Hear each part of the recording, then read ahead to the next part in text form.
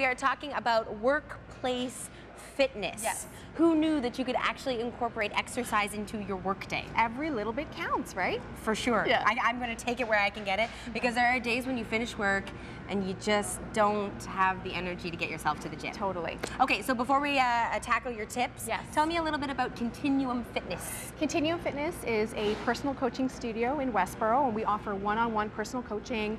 We start off with some musculoskeletal assessments and then provide some customized workout plans that you can do at home, Okay. at our studio, at the gym, or at work. Perfect. Okay, so the fact that you don't need to be coming to the gym to do the plan that you set Yeah. out for people makes it a lot easier to do. Very accessible. That's half the Yeah, battle, right? exactly. Getting to the gym. Just getting there. All right, so let's talk a little bit about workplace tips, workplace Yeah. workout tips. Workplace workout tips. Well, it's important to incorporate into your day, and the first thing that I really like to emphasize is just focusing on your posture, your seated and your standing posture.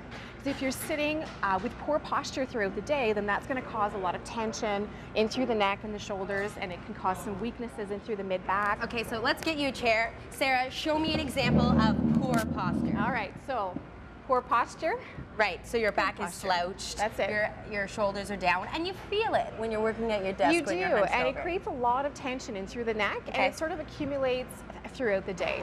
So thinking about retracting the shoulder blades, Okay. like someone's throwing a bucket of ice water down your back, you know, just sort of opening up. Okay. Yeah. Relaxing the shoulders, and sometimes just doing a little shoulder roll, bringing the shoulders up, back, and down, so can help to reset the shoulders. And then aligning the head, ensuring that it's not protracted. You want to retract the head a little bit and ensure that your chin is parallel to the floor. Okay. And then when you're at your workstation, watching that you're not reaching too far out, you know, especially with the mouse, because this can cause a lot of tension on the shoulder. So bringing your mouse in close tight so that you're working in a very efficient, compact position like this. Definitely reaching. You're definitely like reaching. this. You're Okay, and what about neck rolls? Are those? Yeah. I've heard that sometimes you shouldn't be going backwards. You should keep it straight. What are your thoughts? Well, you can stretch the neck out in a static position. So Okay. I like to just do a simple head tilt, just bringing the head to the side, and you can sort of flex that opposite hand to get a nice increased stretch throughout the Okay. shoulder.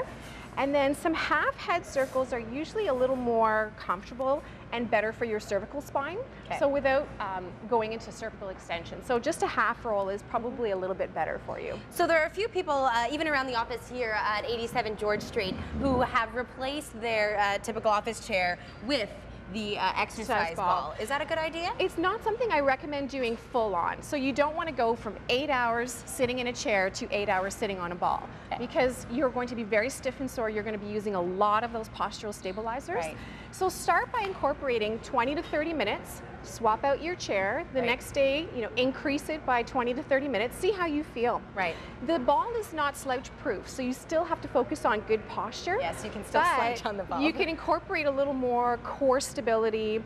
You can engage the core by alternating leg raises or heel lifts if that's a little unstable for you. Yeah. Okay. So setting your core and then adding some slow marches, just to incorporate a little more activity into your day. Okay, why have you brought the resistance band I brought today? the resistance band because to help with posture, it's really important to strengthen those mid-back muscles, the low traps specifically.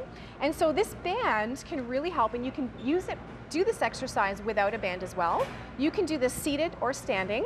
So if you're sitting at your workstation, you would open up the band, right?